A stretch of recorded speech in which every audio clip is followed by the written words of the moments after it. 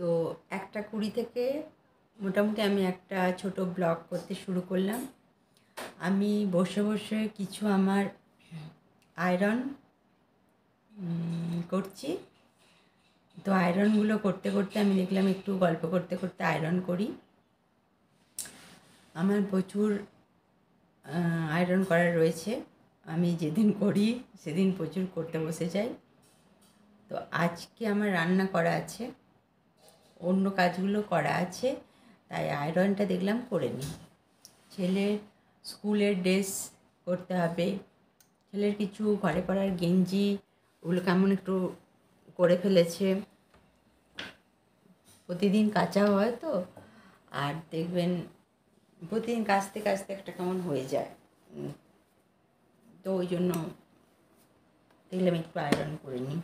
আর আমার কুর্তিগুলো এগুলো একটু একটুখানি মানে একটু কম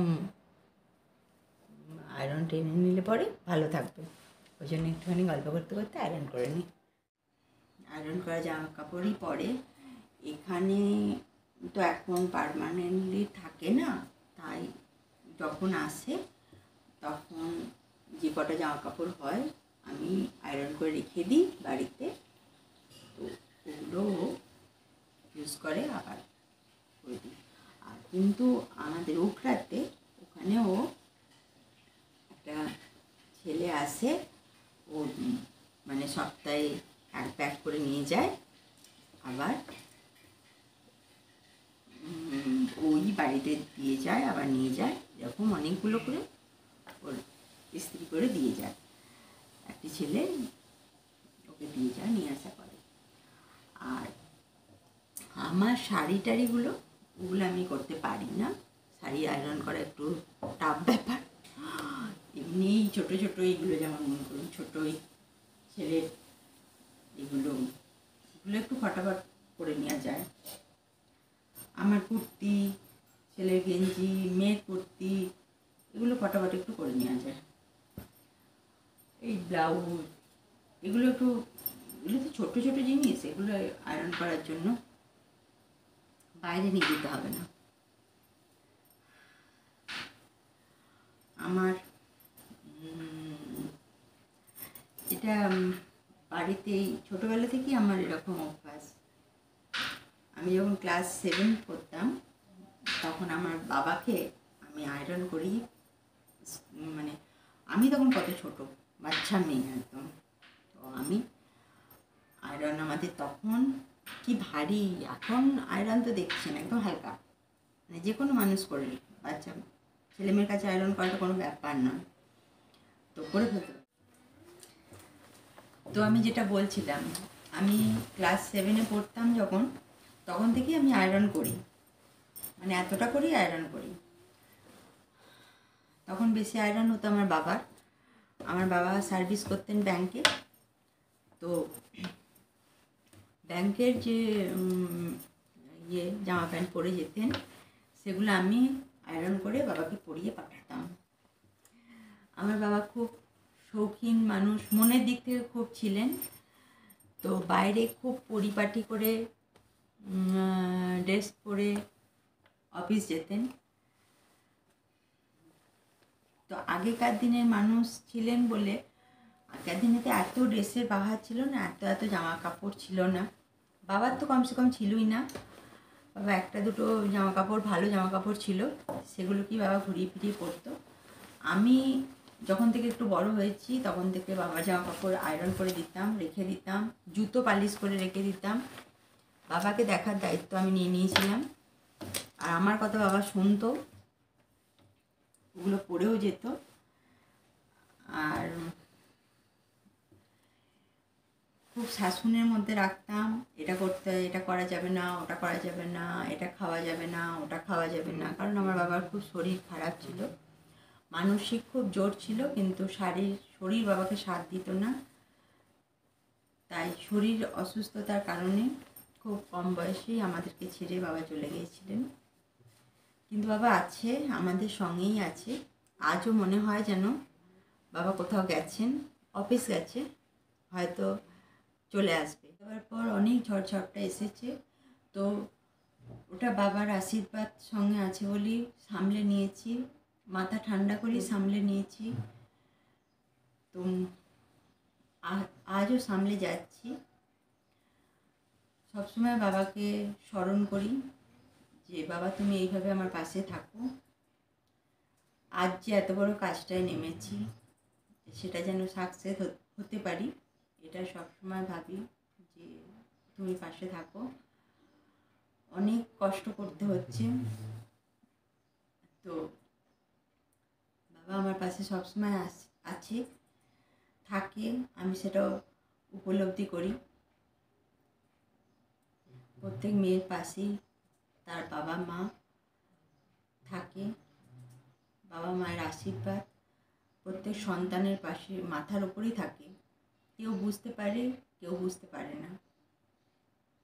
তো সন্তানদের উচিত মা বাবাকে সেই মর্যাদাটা দেওয়া। মা বাবারও উচিত সন্তানকেও সন্তানের মর্যাদা দেওয়া। প্রত্যেক মা বাবা খারাপ হয় না, আর প্রত্যেক সন্তানও খারাপ হয় না। আবার প্রত্যেক সন্তানও খারাপ হয়, আবার প্রত্যেক মা বাবাও ঠিক হয় না। দুতরফই ঠিক হয়। কিন্তু আমি আমার এই দিনটাতে 1 মে আমার কাছে একটা প্রচণ্ড মানে একটা অন্যরকম দিন। ওই দিনটা আমার কাছে মানে আমি কিছু ভাষায় প্রকাশ করতে পারবো না। ওটা আমার নিজের কাছে এখন একটা শক্তির দিন হয়ে দাঁড়িয়েছে। মানে সকাল 6টা থেকে রাত্রিবেলা পর্যন্ত প্রতিটা দিন, প্রতিটা মুহূর্ত আজও আমার মনে পড়ে। আমি কাউকে কোনো দিন সেটা প্রকাশ করিনি। আজ আপনারা আমার পাশে আছেন তাই ওটা বললাম। তো ঠিক আছে, কিছু ভারাক্রান্তের কথা নয়,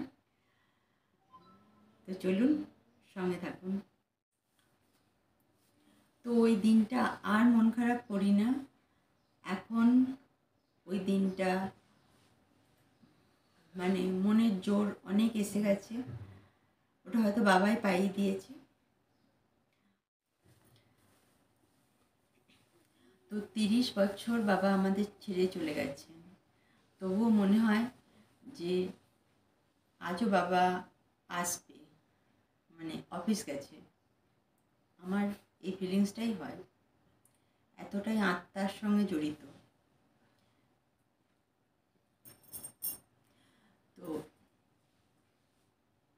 আর 2 দিন পরই 1 মে।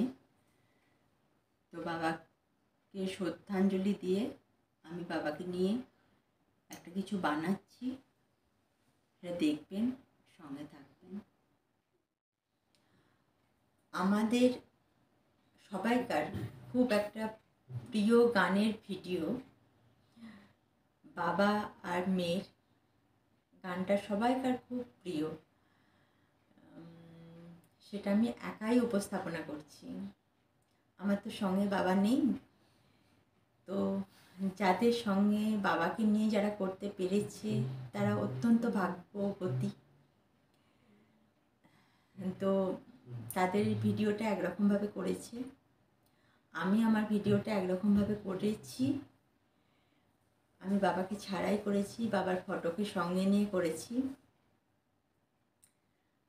তো ওটা আমি বাবার আমাদের যেদিন বাবা আমাদের ছেড়ে চলে গেছেন সেদিন বাবাকে আমি শ্রদ্ধাঞ্জলি দেবো, সেই দিন আমি ওই ভিডিওটা আপনাদেরকে দেখাবো।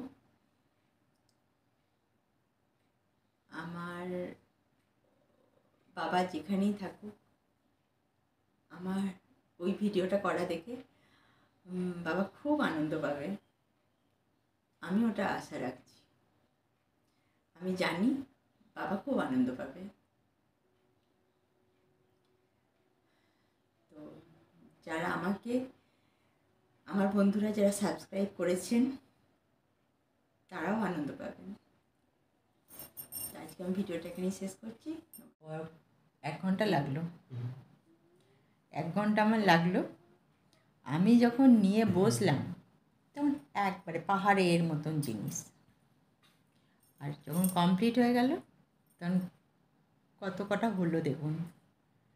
লোকে দেখে বলবে যে এই তো এই কটা জিনিস আয়রন হলো কমপ্লিট হয়ে যাওয়ার পর। তো গরমে ভাঁজ টাঁজ করে চট্টি হয়ে গেল। দেখুন কই কটা জিনিস হলো এবার।